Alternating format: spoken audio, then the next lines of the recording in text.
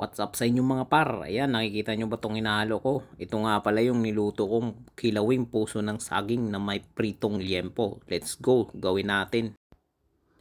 Dito nga, inumpisan ko ng hiwain ng puso ng saging. Binalatan ko na yan. Malinis na siya. Tinanggal ko lang yung mga balat na matitigas. Ayan, iniwa ko lang siya ng paganyan, pa-slide. Depende sa inyo kung anong gusto nyong hiwa. Pero sa akin yan, gusto ko. Hiniwa ko nga lang lahat yan. At pagkatapos kong hiwain, tinabi ko na at hinugasan. Dito nga sa tubig, naglagay ako ng asin. Tapos nilagay ko nga itong hiniwa na puso ng saging.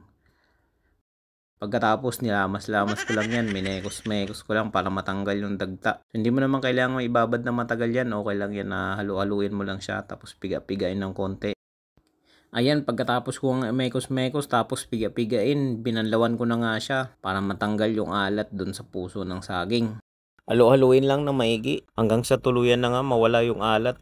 Yan, pagkatapos nga yan, nagpakulo na ako ng tubig, naglagay ako ng isang kutsarang asin, tapos nilagay ko na yung puso ng saging. Papakuluan ko to ng 3 minutes kasi mabilis lang naman maluto yung puso ng saging. After 3 minutes nga, tiningnan ko na kung luto na yung puso ng saging. Yan, tinikman ko pa nga siya kung talagang luto na. Pagkatapos nga niyan, pinalamig ko na siya at eto, minekos-mekos ko na uli. Tapos piniga-piga, nilamas-lamas para mawala yung dagta. Para ma-absorb niya mamaya yung lalagay nating kalamansi at suka. So ayan, pagkatapos ko nga piga-pigain, eto na yung ating puso ng saging. So ayan, pagkatapos niyan, pinrepare ko na yung liempo na 1 peraso. Ang mahal nga ng pagkabili ko dito, 122 pesos. 1 perasong liempo, mahal na talaga ng baboy ngayon. Para magkaroon na siya ng lasa, nilagyan ko lang ng paminta at asin. Okay na yan. Sunod nga niyan ay ipiprito ko na siya.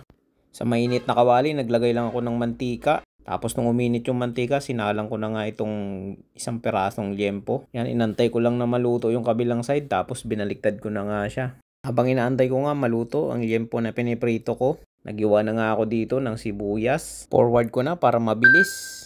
Yung iba kasi nagrereklamo kasi matagal daw yung video. So ayan, sinunod ko na nga itong hiwain yung luya. Pagkatapos nga yung luya, ay sinunod ko naman itong pipino. Kalahating pipino nga lang pala yung nilahok ko dito para yung kalahati mamaya ay pang design natin. So ayan, ito na nga yung ating puso ng saging. Nilahok ko na nga dito yung luya, sibuyas at yung pipino na hiniwa ko kanina. Tapos nilagyan ko na nga ito ng suka.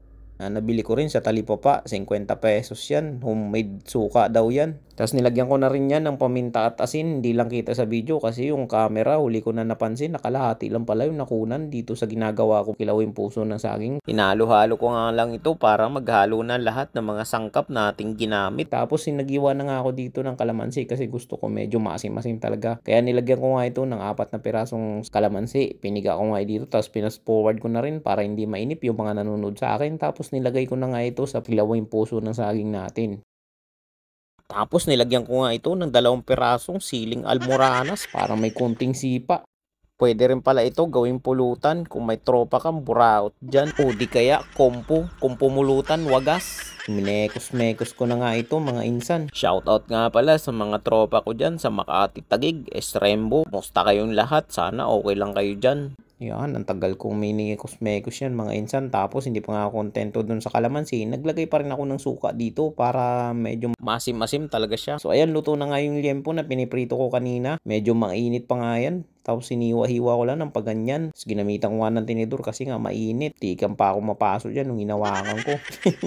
Ayan, pinas-forward ko rin para hindi mainip yung mga nanonood. Pagkatapos, nilahok ko na nga rin siya dito sa ating kilawing puso ng saging. Comment naman kayo para ma-shoutout ko kayo sa sunod kong video. Maraming salamat. Nilagyan ko nga rin pala niyan ng asin. Di lang napakita sa video.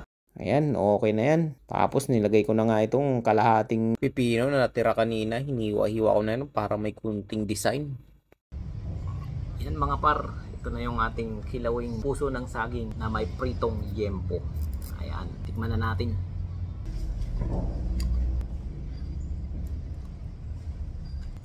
Sakto lang yung anghang niya, tsaka yung asin.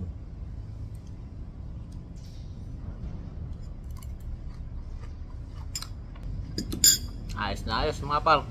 Shoutout nga pala sa mga nakapanood na ng mga nauna kong video. Ayan, maraming salamat sa inyo. Sana panoorin nyo rin tong video na to para makaipon ng barya-barya sa YouTube. Ayan, maraming salamat. Bye bye, God bless.